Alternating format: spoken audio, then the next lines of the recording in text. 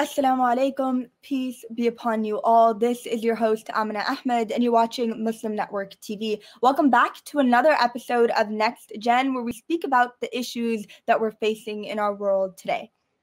You're watching us on Galaxy 19 satellite, MuslimNetwork.tv, Amazon Fire TV, Roku, and soon on Apple TV as well. Now, today on NextGen, we'll be speaking about the largest protest to ever occur in history that is still continuing right now as we speak, with over 250 million farmers in India and allies across the world protesting, demonstrating, rallying against the new bills that will eventually hurt farmers. And in order to speak about what the demands of the farmers are and how you can help in the diaspora, we have Amneet Kaur, who is the granddaughter of a Kisan, and she's a sophomore at Downers Grove North in Downers Grove, Illinois. She's extremely passionate about issues in Sikhism, as well as the Punjabi language and the Punjabi community as a whole. Thank you so much, Amneet, for being with us here today. Thank you for having me. Now, Amneet, I want to ask you, I've seen you at protests in the city demanding justice for Kisans, for farmers in India, and you being the granddaughter of a Kisan, tell us about why farmers in India are protesting. They're protesting because the Modi government just introduced three bills that in the long run will cause harm to the farmers and will cause harm to their livelihoods. And they believe that they need to protest these laws because they're a beginning of what will become what will result in them losing their jobs. But the Indian government disagrees, right? The Indian government has said that these laws are supposed to empower farmers. Prime Minister Narendra Modi said that these laws are for the prosperity of farmers. How is that not true?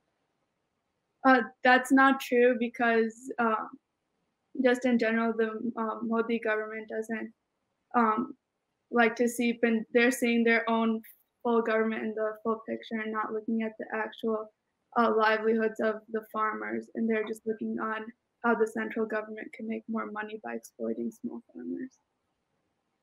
Sure. Can you tell us a little bit about these laws for people who aren't familiar with, the economy of India or the effect and the impact that farmers have in India?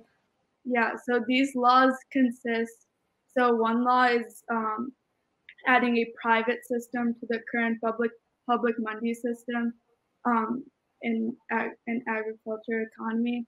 And the current public mandi system is where farmers sell their crops on an MSP, which is a minimum support price. And by introducing these private companies, the Modi government promises that they will be able to sell their crops at whatever price they want to, but in reality, like large corporations are going to be handling contracts with these small farmers. So the private corporations are going to take advantage of that. And then another bill that was introduced is to make contract farming more popular in the agricultural economy. And so what contract farming does is they have to create a contract with a private corporation before the crops are even grown. So in reality, that takes out of the picture of crop failure and failure that comes with pests and the occurring water depletion in India and climate change and how that affects agriculture. So small farmers were probably not going to be protected by this contract farming.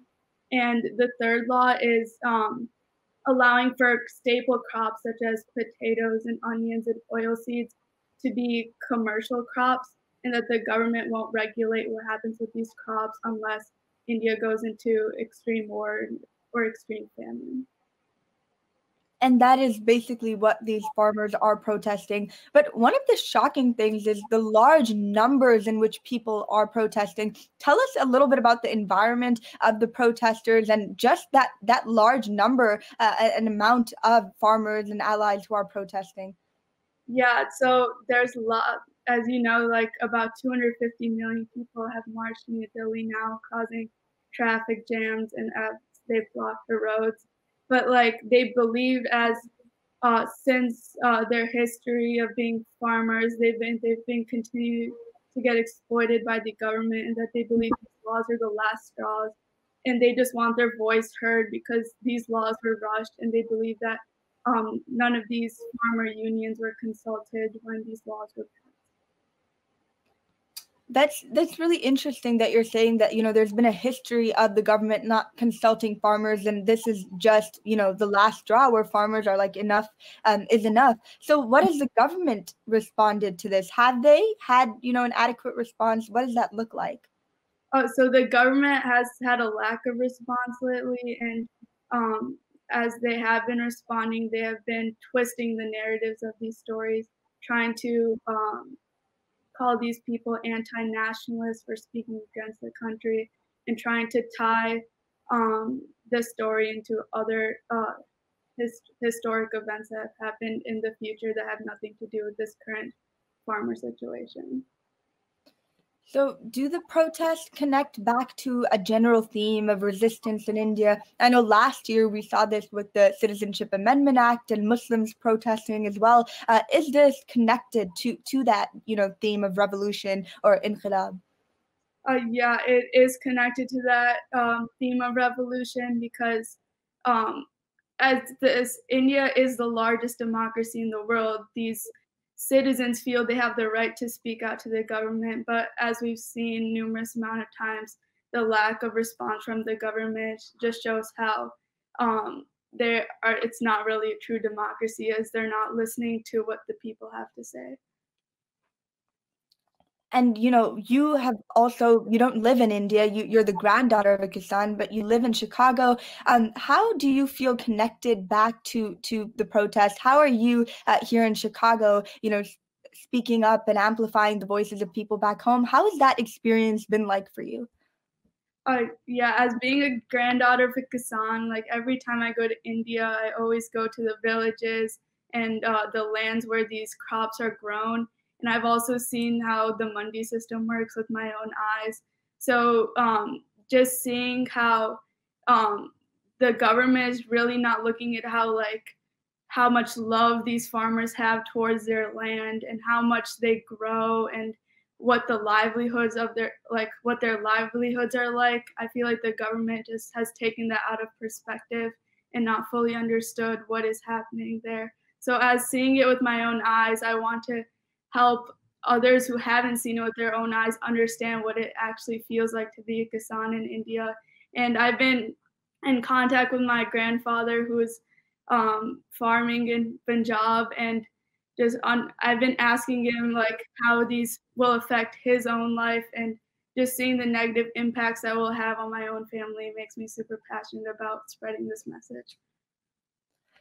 I mean, just from the way that you're speaking about seeing all of this with your own eyes, of course it is personal to you, but can you tell us about, some of the things that your grandfather told you? How will it impact him personally, just to put it in perspective, from one singular person? Because generally when people see 250 million protesters, there is an alarm that goes off. Why are so many people protesting? But tell us from an individual perspective what your grandfather is saying. How will this impact him as a farmer? Yeah, so my grandfather always talks about how there's a growing need for food in India as the population is growing, and how the government always comes to farmers to produce more food. And they feel just in general that the government has not been helping with the struggles that farmers have had with growing these crops at such a fast rate, and that the effect of these laws, exploiting such small farmers, just in general in India, these farmers don't own mass amount of lands. Like the average amount of land holding in India is about 3 acres. So just knowing how they have to be able to produce so much food with the small amount of land they have, they just feel that they've been exploited so much with needing to produce so much food that they want to be able to have the voice as well. And it seems like they are, finding their voice and speaking up in the numbers that they are. And Amneet will continue to speak about the situation and why farmers in India are protesting and what people in the diaspora can do to help and amplify the voices of those back home. We'll be right back after our short break. You're watching us on Galaxy 19 Satellite, MuslimNetwork.tv, Amazon Fire TV, Roku, and on Apple TV as well. We'll be right back.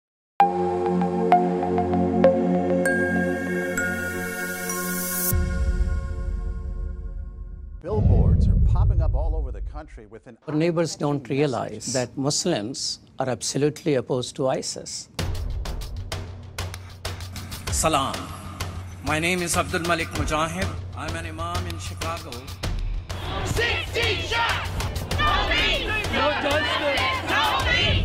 So how do we bring up the energy which can really have an impact on the world?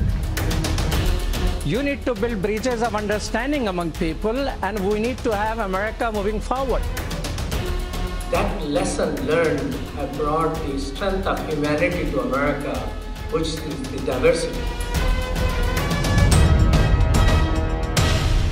Mujahid Talks, only on Muslim Network TV. Faithfully connected. Welcome back to NextGen. I'm here with Amneet Kaur, who is the granddaughter of a Kisan, a farmer, and who is speaking up against the new bills that have been passed. Now, Amneet, who are generally the leaders of this resistance? Is there a face to these protests, or just walk us through that? Oh yeah, so these leaders are, so all the Kisan unions that were separate have now become together, and there's representatives through those Kisan unions. And so they're helping lead this protest. Do you feel like these new laws have allowed, farmers to come together? You said that all the unions have now become one. How is that looking like? Yeah, so far it's looking well. It's a big point in history because we were separate for such a long time, but now we've come together on one event that we want to be able to spread our awareness. Right. And when do you think that farmers will be content? When will they, stop protesting in the mass numbers that they are right now? I feel like they will stop protesting when they get a valid answer from the government on how their voice is being heard and how the government of India is letting its citizens using the power of democracy to be able to protest against the government. Right. And you've mentioned before, right, Amneet, that India is the largest democracy in the world. But tell us a little bit about how the officials, right, police officers, not even the government, have reacted to protesters initially or right now. How have police officials reacted? So police officials they've gotten orders from the government to place barricades on these citizens, not even allowing them to travel to New Delhi to be able to protest. And they've used barricades such as tear gas, water cannons. Even the government went to the extent to put 6 feet deep potholes on their own national highways just so that tractors couldn't pass them. And police has also been using police brutality against these citizens and not allowing them to be able to protest. The fact that, the Indian government is using these tactics against peaceful protesters, right? These protesters are doing and demonstrating peacefully, correct? Yes. And the government claims that they're fighting against them because they're forcefully jamming the highways, but those highway jams started out with the barricades that were placed before. So there is a lack of, just communication from the side of the government in hearing out the demands of the farmers. It seems that they are not doing what they should as a responsible body of government, right, as a democratic body. But Indian government has also said this is to establish a one nation, one market, a free market type of economy. Why don't you think that will work in India? I believe that won't work in India because 60% of the Indian population relies on agriculture. And so with these laws, these large corporations will eventually allow these farmers and people who own land to like sell their lands to large corporations. But there hasn't been any, they haven't presented any alternative jobs that these people would need if they couldn't pursue agriculture in the future. So basically, there is, no consultation of the farmers. So, the bills that are being passed happen to not, benefit them whatsoever. But, you here, being in the diaspora, living in the Chicagoland area, have been protesting. What other things have you been doing in order to support and stand with the farmers? Yeah, I've been hosting like Zoom discussions with kids my age to really understand what is happening. And for my own research, I've been trying to figure out the parallel structures on how even the United States went from having small farmers to have farmers owned by large corporations. And also, I've just been trying to understand like parallel public versus private systems in the Indian healthcare systems, in their school systems, and how those have failed. So I'm trying to understand the large picture of why this will not be a good decision by the government. So you've been doing, not only educating other people, but also educating yourself in the process. You said parallels between farmers in the United States and farmers in India. What have you found with that?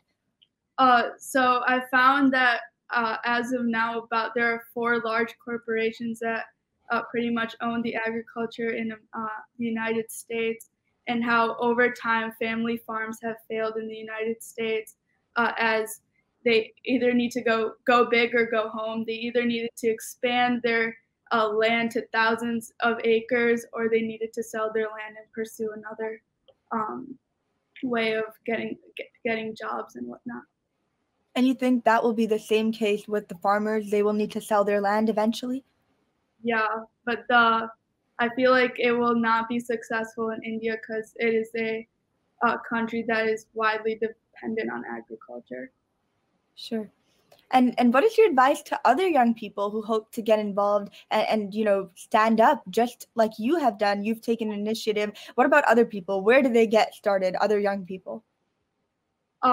If you have like relatives from India, ask them about what they believe of what these laws are happening. And even if you don't come from a Kisan family, ask your elders where they got their food from. In the olden days in India, they didn't have grocery stores, so they had to get it from a specific village. Ask them where they got their food from, and continue to educate yourself, continue to spread awareness to others, and just try to look, for me, I try to look at this from an unbiased view and try to understand what is happening. Sure. Thank you so much for, telling what our young people should do. What is your final message to our audience who is tuning in, who wants to listen and learn about farmers? What do you hope to leave them with? My final message is that as people in the diaspora, we should continue to understand what these farmers' needs are, continue to pray for their well-being as they are protesting in such harsh conditions. Right. And, yeah. Thank you so much, Amneet, for telling us about the plight of farmers in India, why they are protesting, and what people here in America can do, educate themselves, get involved in these demonstrations as well, if they're able to. Thank you, Amneet, for being here with us today. Thank you for having me. And thank you so much to our audience for tuning in. And until next week, Assalamu alaikum. Peace be upon you all.